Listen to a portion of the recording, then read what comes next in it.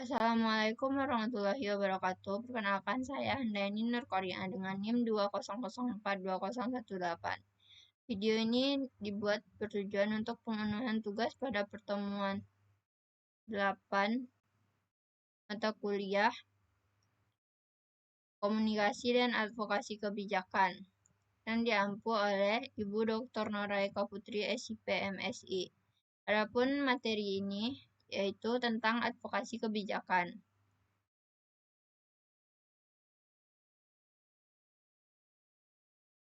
Pengertian advokasi menurut para ahli. Menurut KBBI, advokasi merupakan sebuah pembelaan. Menurut Lembaga Bantuan Hukum, advokasi yaitu usaha sistematis secara bertahap atau inkremental dan terorganisir yang dilakukan oleh kelompok atau organisasi profesi untuk menyuarakan aspirasi anggota, serta usaha mempengaruhi pembuat kebijakan publik untuk membuat kebijakan yang berpihak pada kelompok tersebut, sekaligus mengawal penerapan kebijakan agar berjalan efektif. Sedangkan menurut Mansur Fakih, advokasi merupakan media atau cara yang digunakan dalam rangka mencapai suatu tujuan tertentu. Advokasi lebih merupakan suatu usaha sistematis dan terorganisir untuk mempengaruhi dan mendesak terjadinya perubahan dalam kebijakan publik secara bertahap maju. Menurut IDEA, advokasi merupakan aksi yang strategis dan terpadu oleh perorangan atau kelompok masyarakat untuk memasukkan suatu masalah ke dalam agenda kebijakan dan mengontrol para pengambil keputusan untuk mengupayakan solusi bagi masalah tersebut, sekaligus membangun basis dukungan bagi penegakan dan penerapan kebijakan publik yang dibuat untuk mengatasi masalah tersebut. Menurut The Asia Foundation, advokasi merupakan strategi yang ditunjukkan untuk mempengaruhi pengambilan keputusan di publik baik di tingkat lokal, nasional, dan internasional. Dalam advokasi itu secara khusus harus memutuskan siapa yang memiliki kekuasaan dalam membuat keputusan, bagaimana cara mengambil keputusan, dan bagaimana cara menerapkan dan menegakkan keputusan.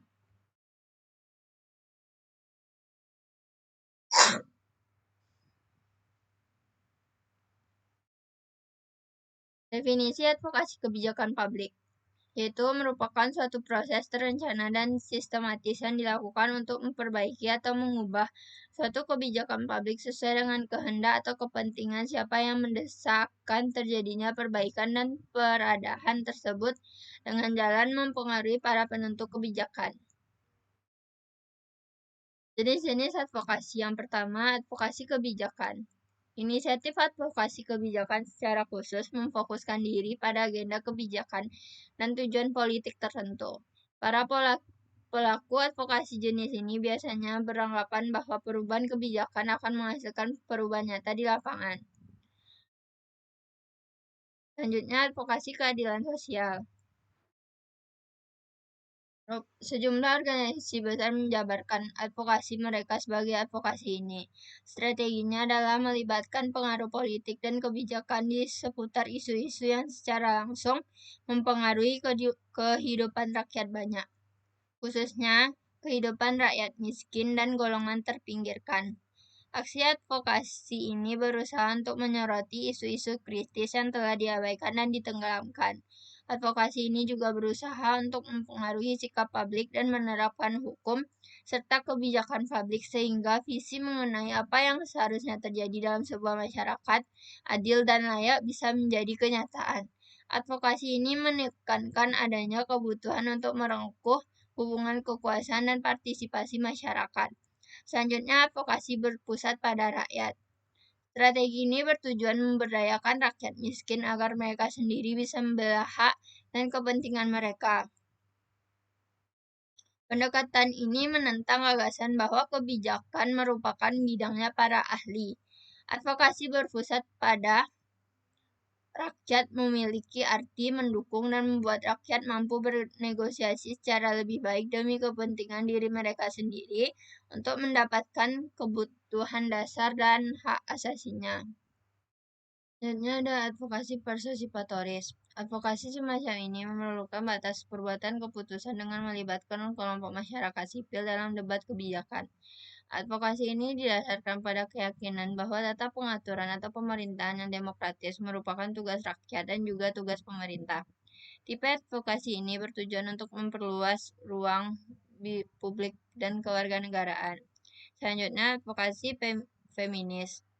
Advokasi jenis feminis merujuk pada strategi, kemampuan, dan alat yang digunakan untuk mempengaruhi proses pembuatan keputusan di wilayah publik dan nasional, dengan tujuan menghapuskan ketimpangan antara perempuan dan laki-laki. Advokasi ini seringkali juga menentang bentuk penyingkiran dan penindasan yang lain. Advokasi feminis berupaya untuk memperoleh penghargaan atas keragaman dan perbedaan. Juga akan beri sumbangan pada perubahan sosial, budaya, dan politik yang bagi kewargaan perempuan yang penuh dan aktif.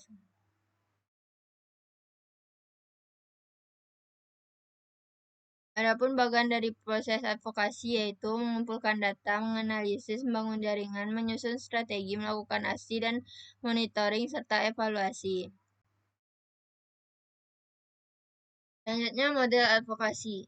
Model komunikasi yang dapat dikembangkan dalam advokasi hasil riset adalah model yang dikembangkan oleh Center for Communication Program, Johns Hopkins University.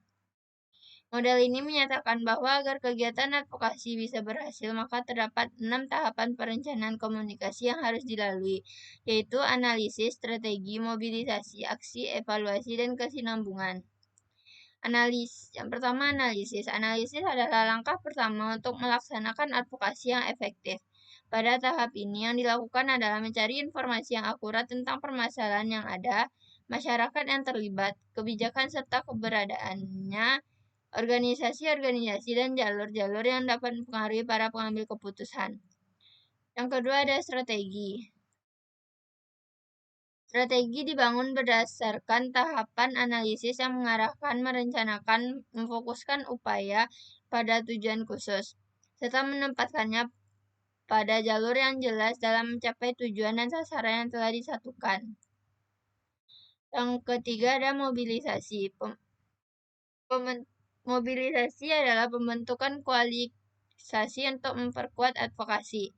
Peristiwa, kegiatan, pesan, dan mencari pendukung harus dirancang sesuai dengan tujuan, kelompok, sasaran, kemitraan, dan sumber-sumber yang ada. Selanjutnya ada aksi, yaitu mempertahankan kekompakan kegiatan aksi, dan semua mitra merupakan hal yang mendasar dalam pelaksanaan advokasi. Pengulangan pesan dan pengulangan alat bantu yang kredibel yang dibantu secara berulang sangat membantu untuk dapat mempertahankan perhatian terhadap isu yang ada. Selanjutnya ada evaluasi. Tim advokasi perlu memonitor secara rutin dan objektif apa yang telah dicapai dan apa yang masih harus dikerjakan. Proses evaluasi bisa lebih penting daripada dampak evaluasi. Yang terakhir ada kesinambungan. Advokasi sama halnya dengan proses komunikasi yang berlangsung terus-menerus.